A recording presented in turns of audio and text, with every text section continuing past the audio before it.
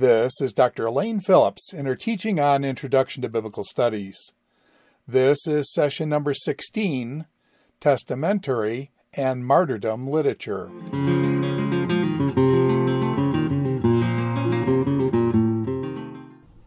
We are moving into another type of pseudepigrapha with this lecture.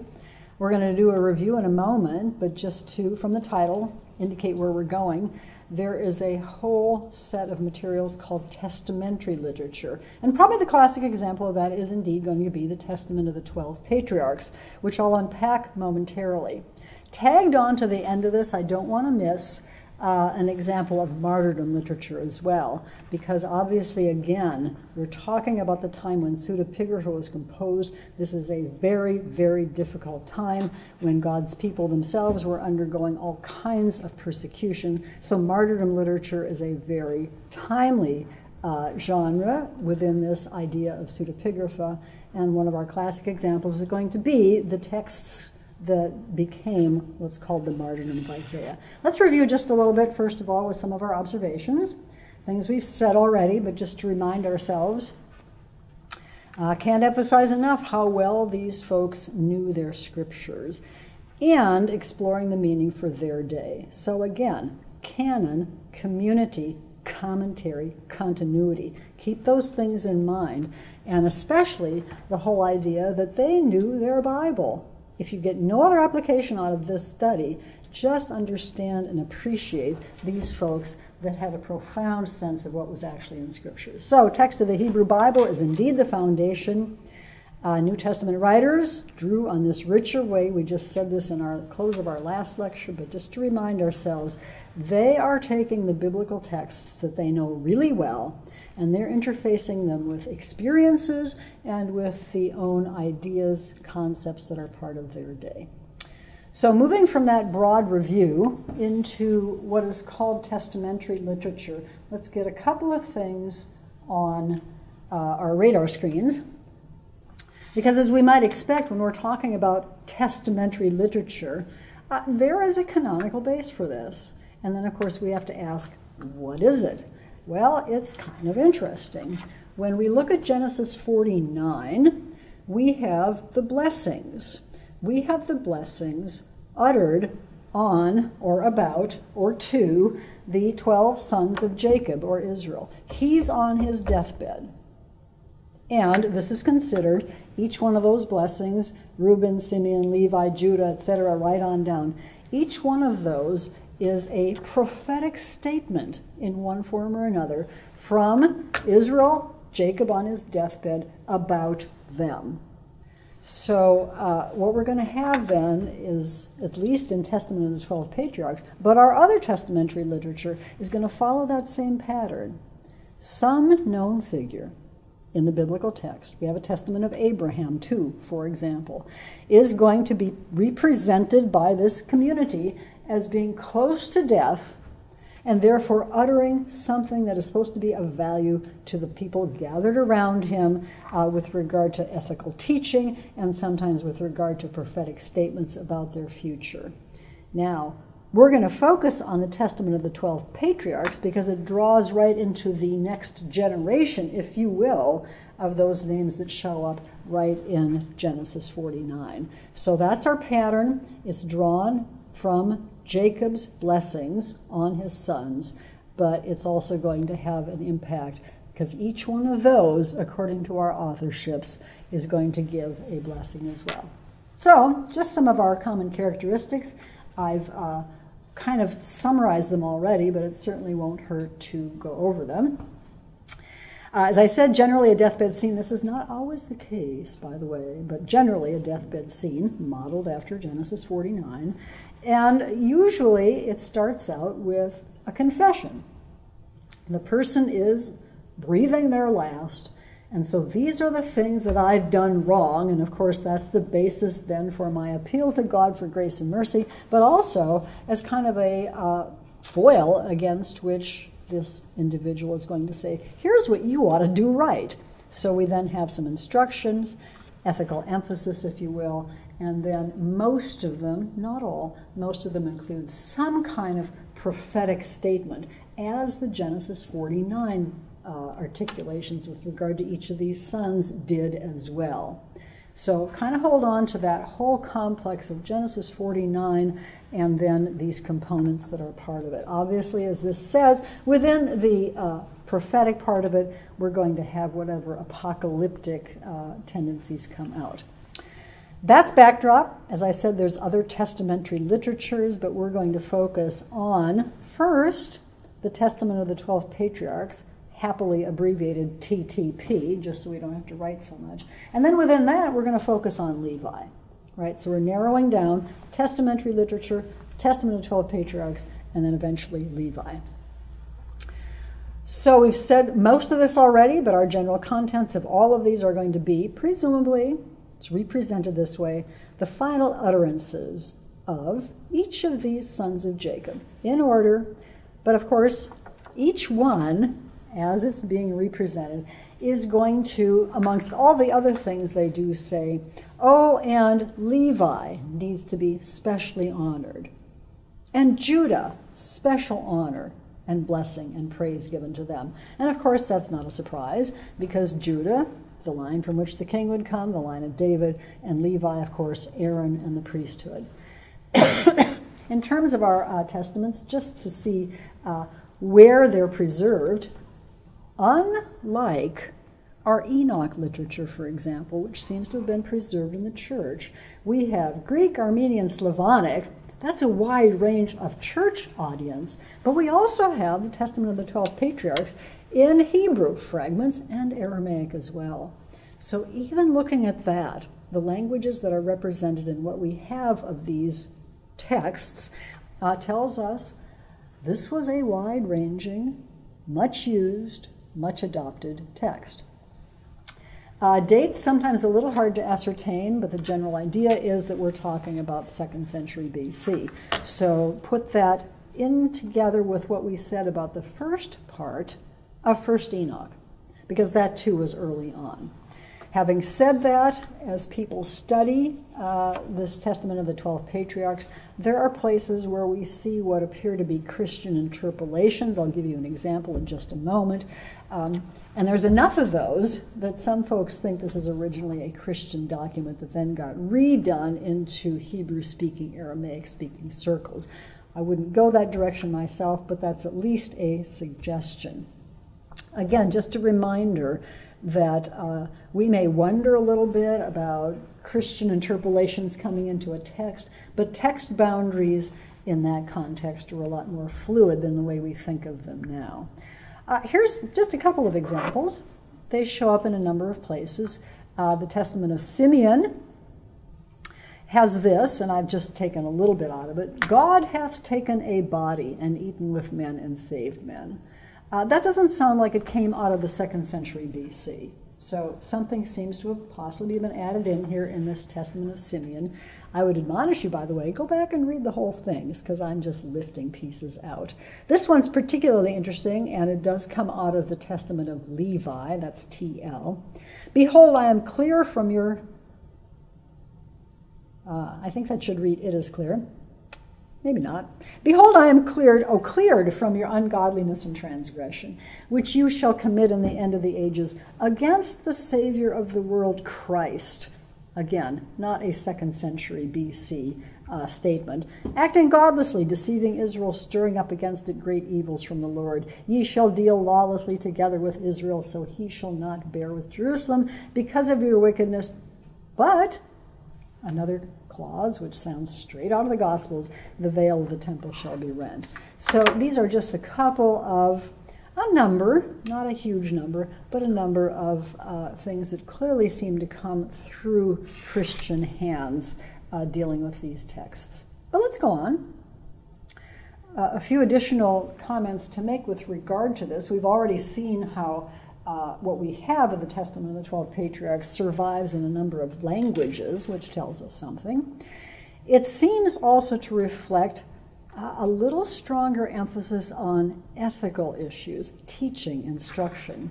Now, that's not terribly surprising, because if we have, presumably, patriarchs giving advice based on their own experience as to how their followers, the next generation, should act, of course it's going to be ethical instruction. But having said that, some people do see it as interfacing a little bit more with the wider Greek culture, Hellenistic culture, which did focus on virtues and living according to that, and therefore Torah, not just Torah as instruction, but Torah represented in some of these texts more as a Greek wisdom type thing. We also do see that through this text, Hellenism not just in terms of ethical instruction, but piety being expressed there. We see some apocalyptic stuff. We see some exhortations to divest oneself of everything that could be sumptuous, sensuous, ascetic kinds of exhortations. And then there are clearly, as you see when you read these, clearly embellishments from our Genesis narratives. We're going to focus on Levi in a moment, and we'll see a couple of those very interesting embellishments and how they're used by the authorship of this text. As I said, in conjunction with our Enoch lecture a little bit ago, we have references in the Testament of the 12 Patriarchs to Enoch. So again, what Enoch literature is doing is circulating through these communities and being recognized as sufficiently important that it gets quoted. So, if you wanted to do sort of the contemporary of it, you could take one of the major figures in, Christian writing these days and see how many times that individual is referred to. Timothy Keller gets referenced a lot. N.T. Wright gets referenced a lot. Important figures. Seems like the Enoch literature was important because you'll see Testament of Simeon, Testament of Levi, Testament of Judah, all refer to Enoch in one sense or another. There's also, especially in the Testament of Reuben, a sense in terms of how particular components of the culture viewed women.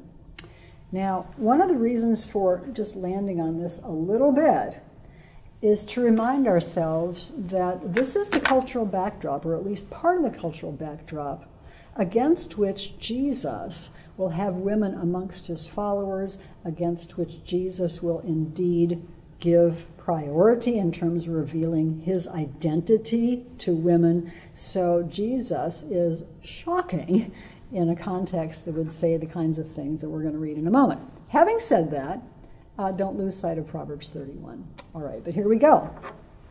And of course, this is in the Testament of Reuben. No surprise there. What was Reuben's problem? Well, he defiled his father's bed by sleeping with his father's handmaid. Of course, there's going to be a sexual component that was ill-advised, promiscuity in the worst. And so that provides the groundwork for the authorship to now give all sorts of exhortations about women and engaging in intercourse with women. And it's going to be this audience, or this authorship, I should say, who's going to kind of retool that. So, well, here's how it goes. In other words, you know what? It was probably Bilhah's fault. Women are evil since they have no power or strength over man. They use wiles by outward attractions that they may draw him to themselves by means of their adornment. They deceive first their minds, and by the glance of the eye instill the poison, and then through the accomplished act they take them captive. Pause, pause, pause. Flee fornication, my children. Command your wives and your daughters that they adorn not their heads and faces, for thus they allured the watchers who were before the flood. The women gave birth to giants, for the watchers appeared to them as reaching even unto heaven. So again, there's all sorts of things we could unpack in that context, but I simply want us to see it as a reflection of a cultural context that seems to have been relatively suspicious of women and the roles of women, and then this particular Genesis Reuben incident gives them the groundwork for developing this kind of a statement. Well, just to say it again, Jesus is very different, obviously, from this particular attitude. Let's talk a little bit about the major theological emphases, and then we will focus for the rest of our time on the Testament of Levi. Clearly, we're coming back to one of our typical apocalyptic themes, evil. Our Enoch text tried to deal with origin of evil.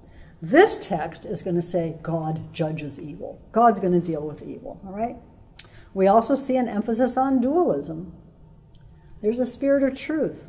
Its counterpart is a spirit of error. There are two ways to take. We're going to be coming back to that as well. And by the way, even though we're not studying 4th Ezra picks up on this two inclinations things quite a bit. Another one of those major emphases, the transcendence of God. We've mentioned that already.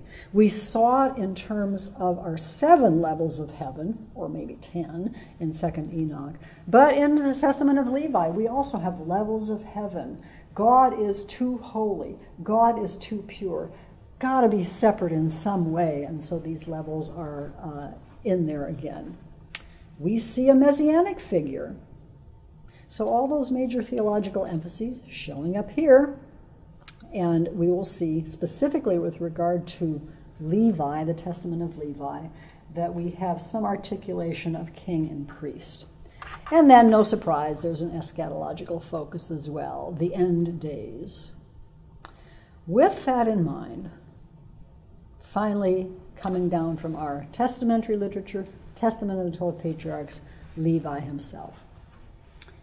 And again, this is such a great read. I'm only quoting little bits of it. This testament, unlike the others, Levi is not presented as being on his deathbed.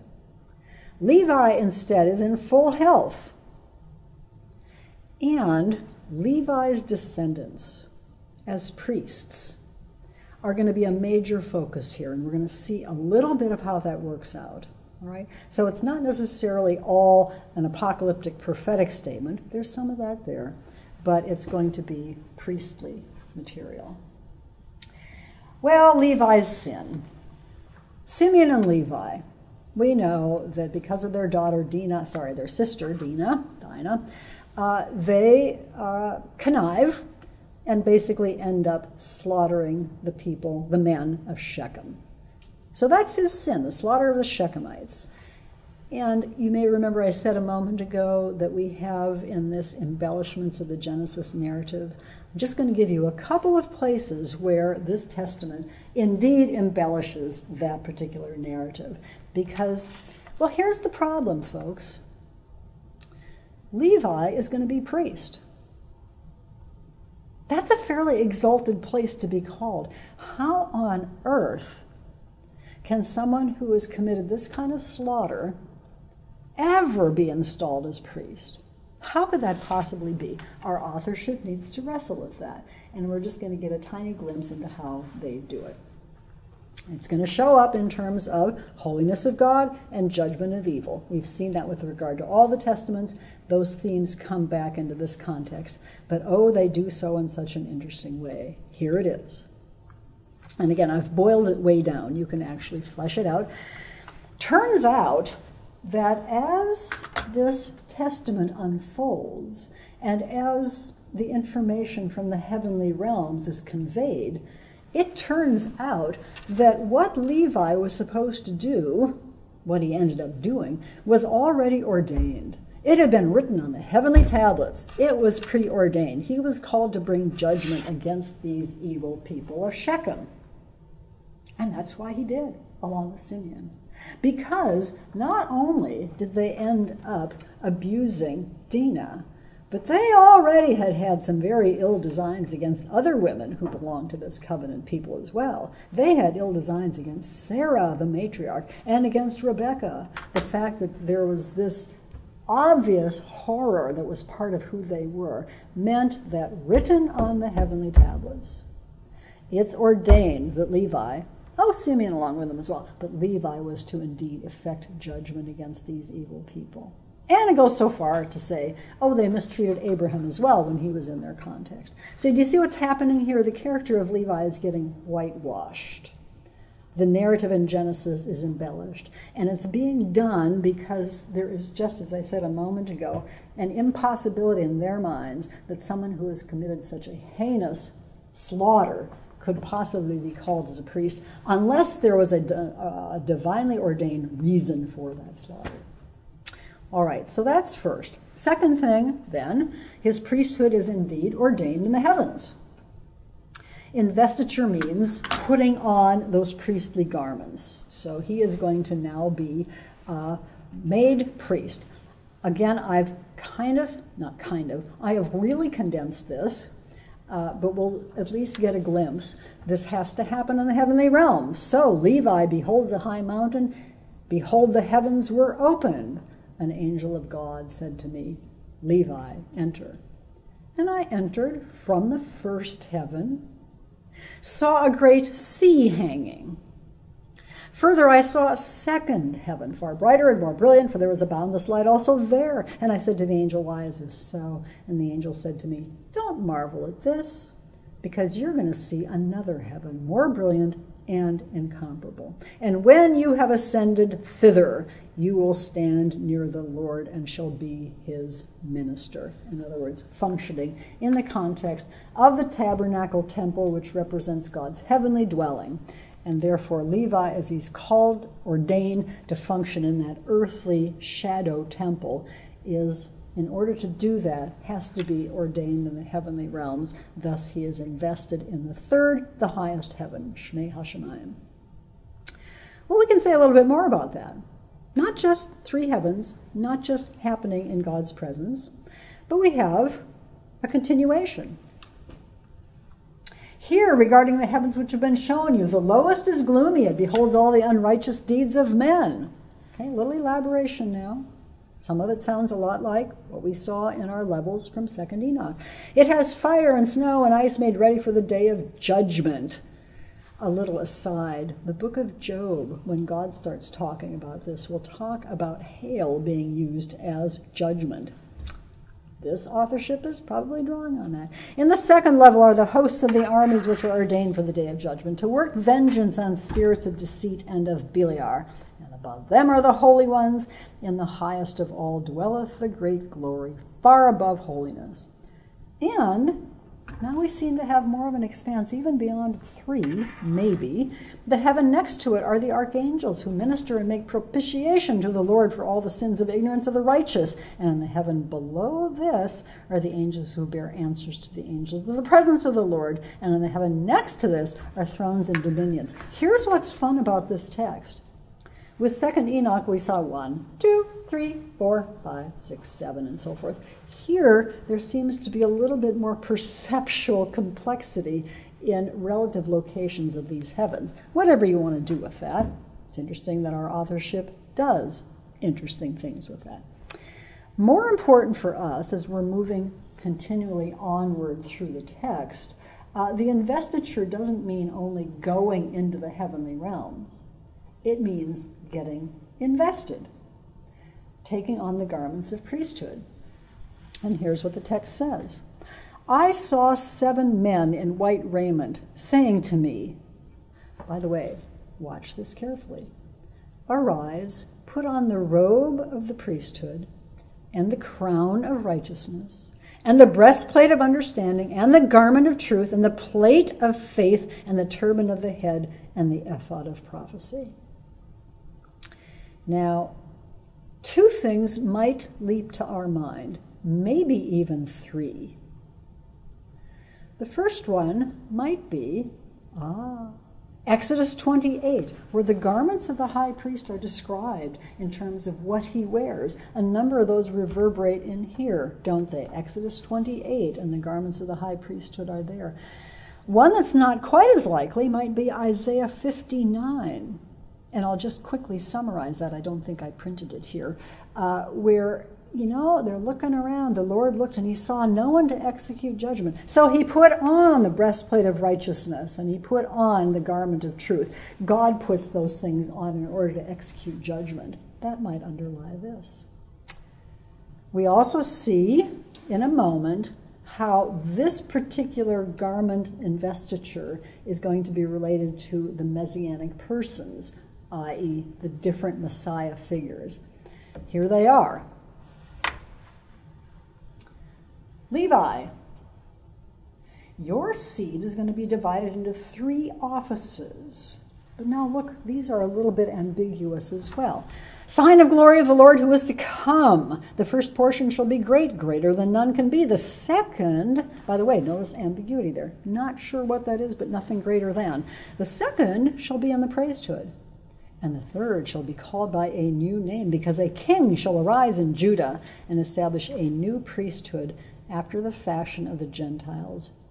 That brackets might be another one of those Christian interpolations, to all the Gentiles. And his presence is beloved as a prophet of the Most High, of the seed of Abraham our father. So we've got, right after that investiture, right after the putting on of the garments, then we have these figures that are described, and they reverberate with things we've already seen in terms of the understanding of some kind of messianic figure. Now, there's much more to say in terms of the eschatological material at the end of the Testament of Levi. But we want at least to give ourselves a little time to move into martyrdom literature. The pattern runs like this.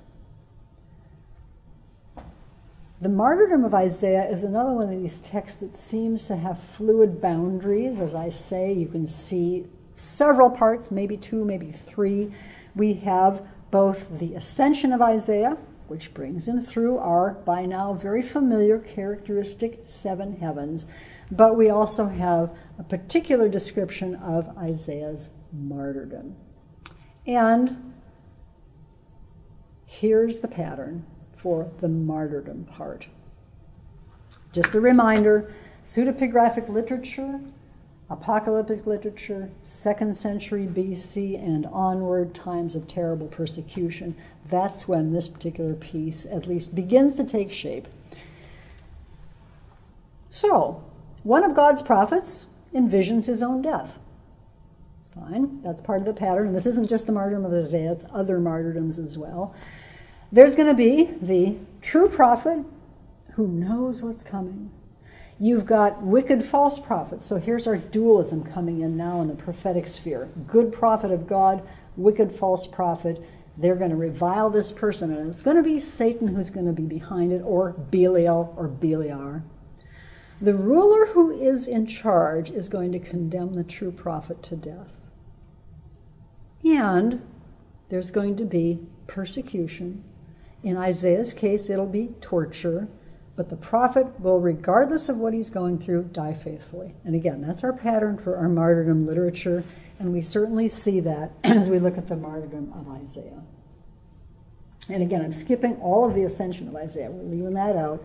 Just a brief look at the contents, because guess what? There's a reason for taking a look at this. Presumed historical context? Well, we're talking about Isaiah. And so we know that Isaiah prophesied during the reigns of Uzziah, Jotham, Ahaz, Hezekiah.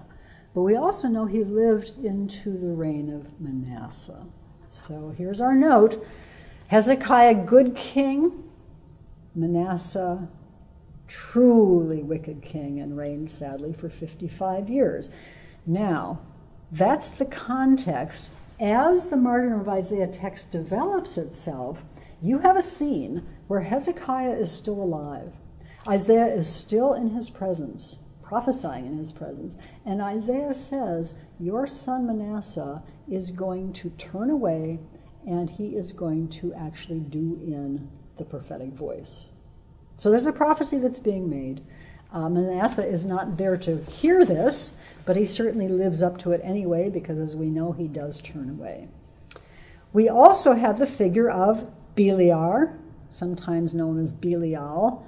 Belial is a Hebrew term which means of nothing, worthlessness, but it becomes sort of a proper name in our intertextual period for a devil, Satan figure. And so he shows up in this text, and in the context, he prompts someone who is called the Samaritan to denounce Isaiah to Manasseh. Right? And so Manasseh now, his good father's off the scene. Manasseh is out to get Isaiah. Well, what happens? In the interval, Isaiah leaves. He goes to the area of Bethlehem, And by the way, there's other prophets that are gathered in the Bethlehem area. There's a very interesting combination of historical anachronistic things, because turns out Micaiah is there, Elijah is there. They're a little early for this, but they're there. Somebody betrays Isaiah. He leaves the area of Bethlehem and goes up onto a high mountain. And that's where he's hiding. But his hiding place is given away, and he's captured. But here's the interesting thing. Manasseh sends and seizes Isaiah, and he sawed him asunder with a wood saw. And as if we don't get it enough, the text actually says this about 4 times. He sawed him in half. He sawed him in half. He sawed him in half with a wood saw. We get a distinct sense from this text, written 2nd century BC, maybe preserving an ancient tradition, but certainly a backdrop to what we have in Hebrews chapter 11, because in the catalog of faithful people that the author of Hebrews is talking about, he does reference judges, etc., prophets, some of whom stopped the mouths of lions, but some of whom were sawn asunder. And that verse 37 is probably referencing this tradition that's out there, because it's probably out there by the time that the author of Hebrews is writing. And he references something that people know as part of their tradition through those centuries prior to that. Well, that's just the quickest of quick looks at both testamentary literature and the related martyrdom literature. They, along with our Enoch literature, give us kind of an interesting picture, as we've already said, of what's going on in the whole religious, theological, philosophical backdrop, and cultural historical as well. Okay, we're going to pick up with rabbinical literature next time.